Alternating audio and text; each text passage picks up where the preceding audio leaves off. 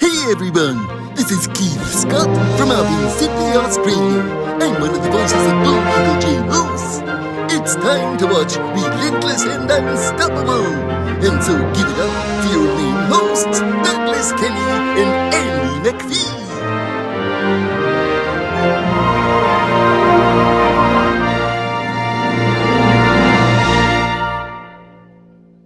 Mhm. And I think another person of mine, you've never met him. I told you about him though. You know how you say you're unfiltered? Yeah, yeah. The reason I'm okay with you being unfiltered is because I've hung out with even more unfiltered people. Okay?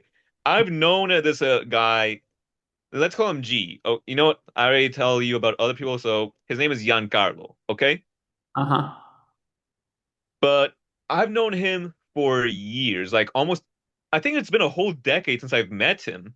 I met him or when I was like 14 and he was 15. I was a freshman, he was a sophomore. We Hmm. were looking for partners for like a certain assignment. I didn't have a partner, he didn't have a partner. I looked at him, he looked at me. We made eye contact. He patted the desk next to him. Hmm. And just like that, we became friends. And we were going like almost a decade, like almost a decade. It's been like 9 years, almost 10. Hmm. And it's just funny how it worked out. I went to his sister's wedding a year or two ago. Oh yeah. And he was there for me when I got out of a relationship, and I was there. And when we and him were friends, we didn't actually hang out.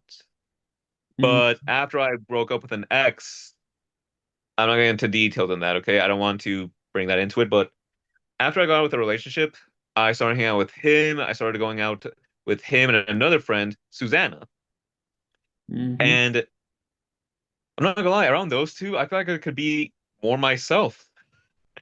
And with Giancarlo, just know there's a reason I don't want you and him to hang out because he is unfiltered. And the things he says, I'm not gonna lie, they've gotten us into trouble a few times. Oh yeah.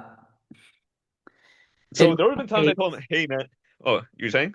yeah, I was saying in my case, my unfiltered is sometimes occasionally I'll lash out like everyone else does, although not that often. But in my case, it's more like I tell people how I feel, even if it may not portray them favorably.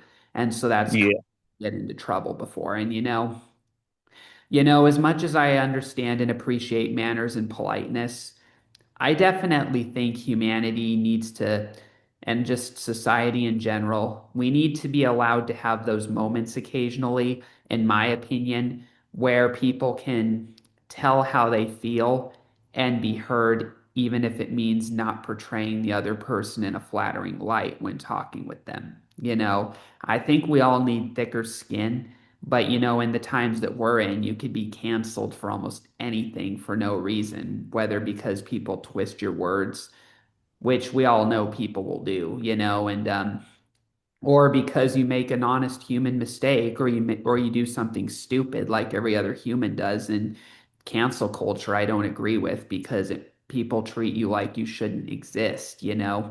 An example of that was, have you ever seen this video on YouTube from 2016 about this Starbucks barista that stole a customer's credit card details and was confronted by the family afterwards? Did you see that video?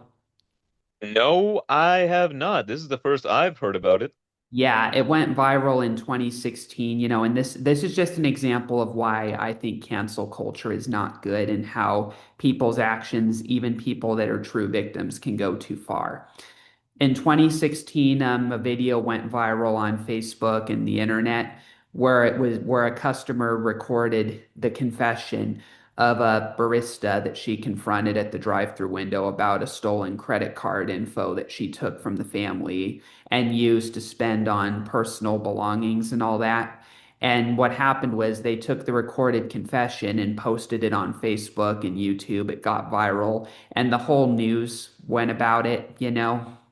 And the thing is, when I put myself and reflected on that video, I thought that, everything that happened was below the line until it got posted on the internet. Because the thing is, we're all human. We all do stupid things. We all make mistakes. And, the thing is, the family that recorded that Starbucks barista, because the girl was obviously arrested and then got fired, but from her job for what happened. But what happened, where I thought it crossed the line was the fact that they put it on Facebook and YouTube and brought it to the news. And the reason why I didn't agree with that was because, in my opinion, there's a difference between resolution and overkill.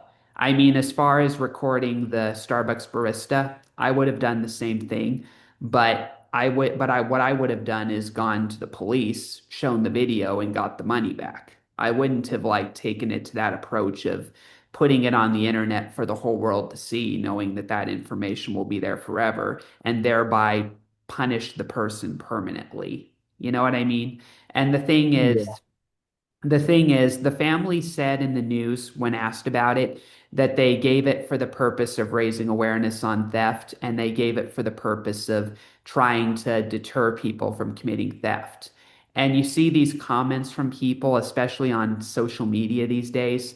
And I'm going to assure you, Ollie, and I'm going to let you in on something from my own experience and knowledge.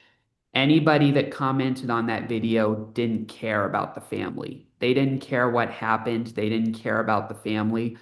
They were just engaging in cancel culture, which is where you capitalize on people's mistakes and you're publicly excoriating them and trying to ruin them forever when the reality is we're all imperfect. I mean, I know you're not religious and I'm not going to enforce religion on you, but my religion as a Christian teaches me that I have to remember that I'm a sinner. And so if God were here and if he saw me comment like that, like what the people were doing, what he would tell me is, who is this person who speaks as though he is not a sinner? You know what I'm getting at? So it's like, people need to not be so self-righteous. So again, I would have done the same thing with, recording the confession and getting the evidence, but I would not have posted it on Facebook or YouTube and try to cancel the person. I would have just sent it to the police and then let the natural consequences play out and get the money back. You know what I mean?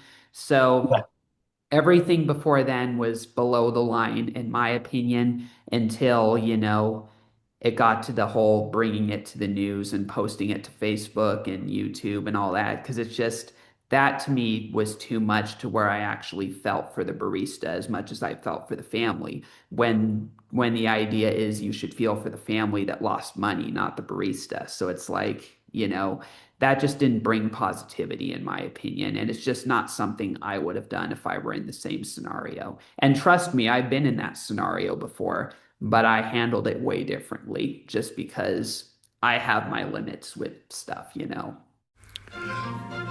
Gee, that's all we have for Relentless and Unstoppable. So tune into the next episode to hear more amazing stories from amazing guests.